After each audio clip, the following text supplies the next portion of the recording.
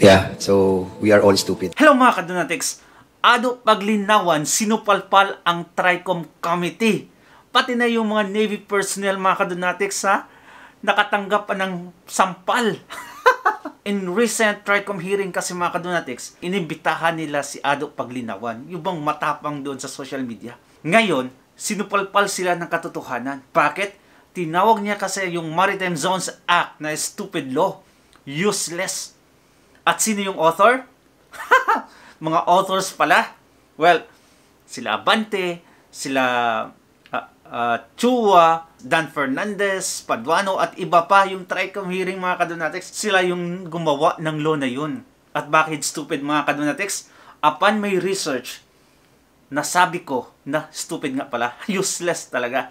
Eto, pakinggan natin. Yeah, so we are all stupid. Kinumpronta ng TRICOM si political commentator Ado Paglinawan matapos tawagin niyang stupid ang batas na kanilang ipinasa. I would also like to bring up to the honorable members of the TRICOM that based on the last posting of Mr. Ado Paglinawan in his Facebook last May 9, while all of us were very happy for the passage of the Maritime Zones Act, which was signed by the President, according to him, it was a stupid law by Mr. Ado Paglinawan. So we can already fairly judge. Pati yung presidente natin mga kadonatics hindi nagre-research. Sign ng sign lang. Wala talagang silbi. Him based on how he appreciates our fight in the West Philippine Sea with regard to the appreciation of China in our own exclusive economic zone. Who are the principal authors of that law? Who are the principal authors? I believe, sir, that majority of you are here or principal authors of the Maritime Oh Zones yeah, Act. we approved it in the plenary. Yeah, so we are all stupid. Nagtanong ka ba sino yung principal authors? Sila lang pala. Nako naman. Paano kasi? Eto, malaman natin. Okay, thank you so much for that. Mr. Chair, we'd like to find out Panto. why Mr. Pagliawan said that that is a stupid law when he is not even a lawyer. Nagbabasa lang siya. Pakipaliwanag nga nyo sa amin, Mr. Chinese man. Grabe Chinese man talaga yung tawag niya sa kanya. Like, how? Di ba? Napaka-judgmental. Tapos ngayon, sinabi niya na ipaliwanag sa amin kung bakit naging stupid law. Nung nagpaliwanag ng mga kadonatics, ano sabi niya? Direct to the point, diretso na kayo. Paano mo maipapaliwanag agad-agad na napaka-complex niyan? Eto.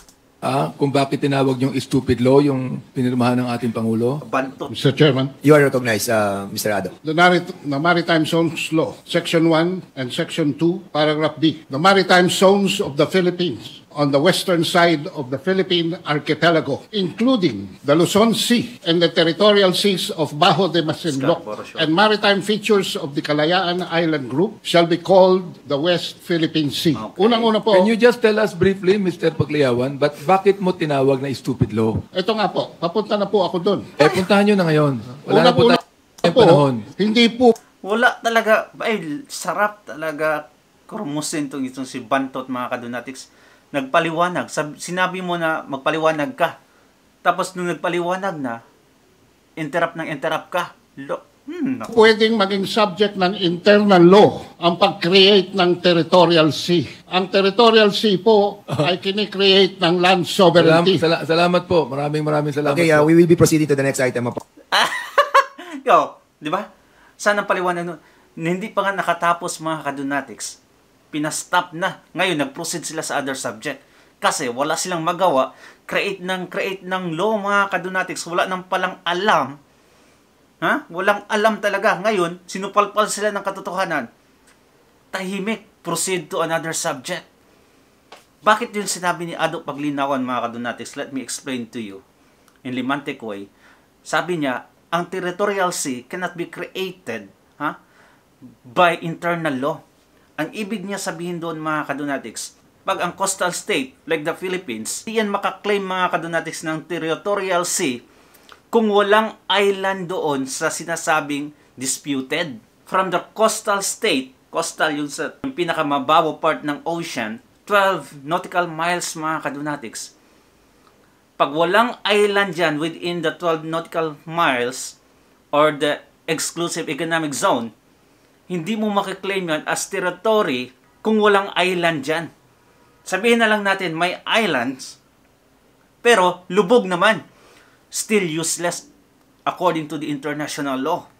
Ngayon, ang China nag-create ng islands dyan.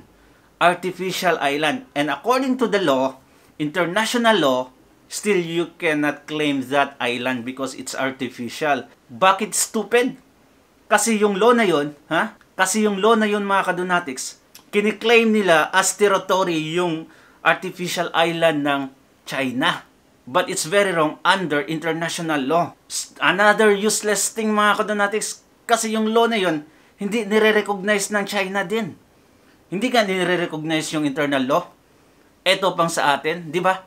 Kaya ang sabi ni Ado Paglinawan, it can only be created through land sovereignty. It means, according to international law, land dominates the sea. Under 12 nautical miles, may island yan, pwede natin yang maklaim. That is territorial sea. Pero, ang sa case kasi sa atin, walang island, only artificial. And according to the international law, you cannot claim that. Though, it's under exclusive economic zone ng Pilipinas. Kaya, naging stupid talaga na law na yun. Padayon, mga kadonatics. Power agenda. So, punta na po tayo doon sa... Mr. Chairman, meron lang din akong follow-up Can question. you skip that part? Hindi, not that part. Kasi there's another post that he made other than the saying, calling the senators and the congressmen who authored the Philippine Maritime Zones Act. Dahil hindi sila nanalo doon sa argument na yun, mga kadonatics, nag-proceed sila sa another post daw kuno ni Ado Paglinawan. At ito ang nangyari. Mas nasupalpal patuloy. Stupid. Meron po akong papakita. Gusto ko lang malaman kung kayo sa inyo po galing. Secretary Comsec, can you please can you show the... Ayan. Gusto ko lang malaman, no? Kayo ba nagsabi niyan? Parang hindi kayo sigurado eh. Kayo po ba nagsabi niyan? Okay, sige, basahin natin ha. Sinabi mo sa inyong post, lalabas na lahat ng katarantaduhan nila sa korupsyon, smuggling, hoarding ng agricultural products. Nagkiklaim pa ng victory si Martin Romualdez sa 2025 elections. Martin, gumising ka na. Baka sa taba mong yan, magka-heart attack ka. Magbagong isip ka na. Hindi kayo nagwagi. Sa tabang mo yan. Sa taba. Sorry. Anong ibig niyong sabihin dyan, Mr. Paglinawan? Mr. Chairman, hindi po ako gumawa ng mga na yan. So, hindi... Ayun. They're trying to pinpoint him, mga kadonatics, na siya yung gumawa na yon. Kasi wala silang laban to that subject, mga kadonatics. Sa dito nila binunteriya. Ngayon, mas napahiya sila masyado kasi they believed na sa kanya. Ginagagawan-gawan lang ng istorya talaga ng mga lokong to. Ikaw yon. Hindi ikaw yon. Ako po yung nandun, pero hindi po ako gumawa ng mema na yan. So, yung statement na yun, hindi sa'yo galing? Hindi po. Okay. Di, salamat. Sige. So, lahat ng hindi niyo pinost yan sa inyong Facebook, ha? Hindi niyo pinost yan sa inyong Facebook account. Hindi ko po create yung mema na yan. Wala po yan sa Facebook ko. So, hindi yan sa inyo? Hindi po sa akin. So, may gumawa ng fake news sa inyo? Opo. Ayan. At least malinaw, pati kayo nabibiktima ng fake news. Anong feeling nung nalaman nyo may nag-fake news?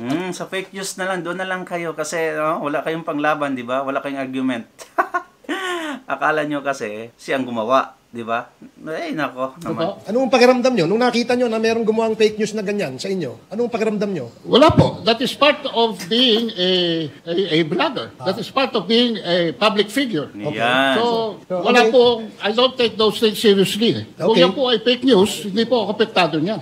Mas maganda hong ganyan, wag hong apektado, di ba? Huwag apektado, ha? Huwag apektado. Ano yung track yung hearing nyo? Ano yung track yung hearing nyo? Para saan? Sa fake news ko ng mga DDS vlogger. Hindi apektado, ha? Grabe ko yung umiyak dyan. Di ba? Ay, nako, yung mga sinasabi nitong mga tiyonggong to, mga kadonatics, sa totally opposite sa mga ginagawa nila. Anyway, mga kadonatics, kung hindi nyo masyadong naintindihan yung territorial sea, you can search for it. But it's actually very nice, mga kadonatics, kung malaman nyo talaga yung basic details ng law na yan. Thank you so much. And please comment down below your sentiments. Subscribe. God bless you all the time. Bye-bye.